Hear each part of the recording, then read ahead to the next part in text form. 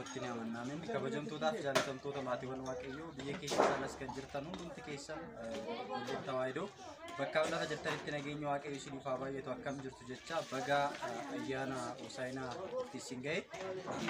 Ayyaanni Hosaayinaa egaa gooftaan keenya Yesuus Kiristoos beekataa gadi gara Yerusaalemitti kan deeme warreen mana qulqullummaa keessa jiran warra cubbuu hojjetan mana qulqullummaa keessa baasee mana qulqullummaa isaa kanatti qulqulleessee waan ta'eef yeroon kun yeroo itti of qulqulleessuu qabnu yeroo itti waan gaarii hojjechuu qabnudha. Obboloota keenya karaa chaanaalii dhangaa lubbuu sagalee Waaqayyoo baratan keessa obboleettiin keenya tokko waan gaarii sagalee Waaqayyoo isa baratan hojiitti jijjiiruudhaaf jecha guyyaa har'aa kana akkuma argitan namoota baay'ee asitti argamaa jira jechuudha. Namoonni baay'een asitti argaman kun immoo akkuma beektan egaa kan beelaan beela baasaa kan dheebotan dheebuu baasaa kan rakkatan gargaara akkuma jedhu sagalee Waaqayyoo isaan gargaaruudhaaf jechuudha. Gidduu isaanitti argameetiin jira. Birrii harka kiyya irratti argitan kana qarshii 5,000 fi 100 fi birrii 20 jechuudha. Maqaa kiyya Waaqayyoo ni beeka, Sillaasee ni beeka waan ta'eef kanaafiyyuu warreen dadhabdoota warra ta'aniif animmoo ayyaanni Faasigaa dhufaa jiru kuni gammachuudhaan immoo warreen abboonni keenya obboloonni keenya karaa irratti waan ittiin shaayii dhugan yookiin immoo waan ittiin isaan ittiin jiraatan dhabanii rakkachaa jiran ibsachaa jiran waan ta'eef gargaarsa haa ta'uudhaaf jettee obboleettiin keenya ergiteetu jirti. Waaqayyo gooftaan bakka isheen baastechiidhaaf haa guutu. Amma egaa isaaniif gara yerootti deemna jechuudha. Akkam jirtu? Egaa hundumti keessan dargaggootni keessan jirtu. Kanatti aansine dhumarratti eebbiftu obboleettiin keenya kun maqaa kiyya Waaqayyoon ni beeka. Akkuma nan immoo Waaqayyoo na beeku anis immoo Waaqayyoo beekee jiran waan ta'eef isinis immoo Waaqayyoon beektanii mana qulqullummaa jalatti walitti qabamtanii. Kanaafiyyuu gargaarsi ani isinii godhu kuni sin fayyada guddaa isiniif taadhaaf osoo hin taane amma humna kiyya isin gargaaruuf ani jettee jechuudha. Obboleettiin keenya kun kan ergite isinis egaa dhumarratti eebbistu hunduma keessan hin qaqqaba nam tokkitti iddoo teessanii hin ka'ina. Qarshii 100 hundi keessa wal sin gaa waan ta'eef bakkuma teessanitti teessanii dabareedhaan isinii kenna jechuudha. Taa achuma taa. Achuma taa.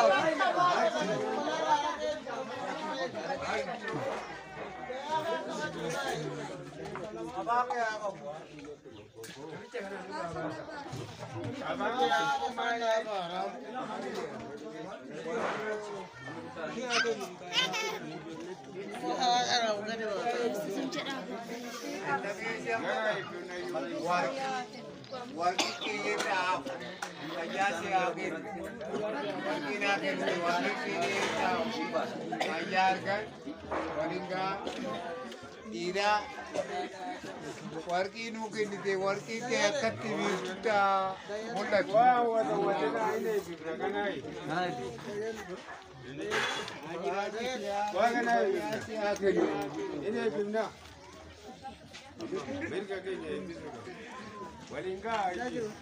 Kanaaf immoo warri keessaa jiru warri deemuu hin dandeenye bataskaana keessa kan jiran bishaan inni keenya hundi keessa maal tokkicha ol jedhaati eebbisa.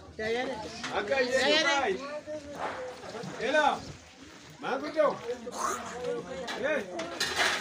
Tokko. Waa kaadha qabadu.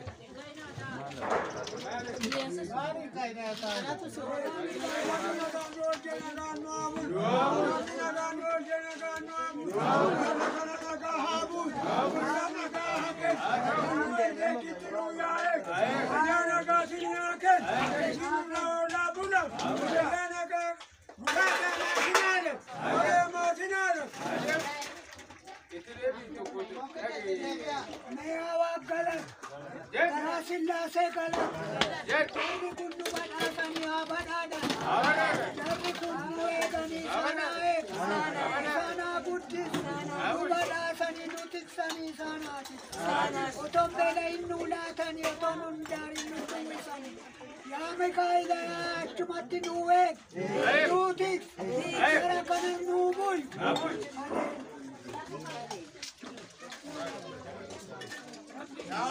Naga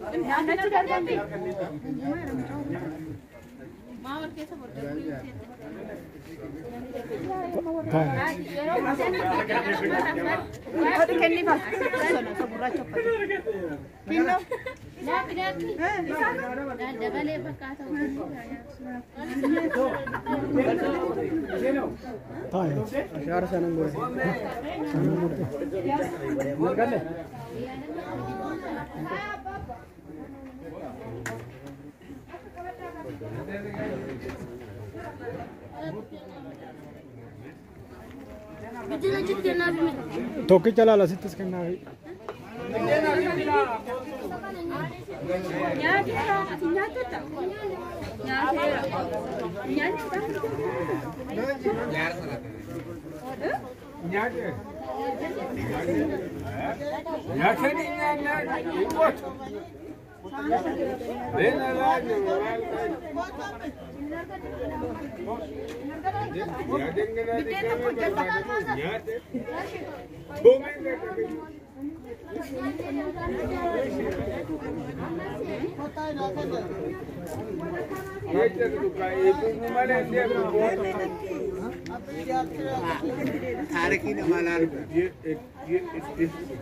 Ganna.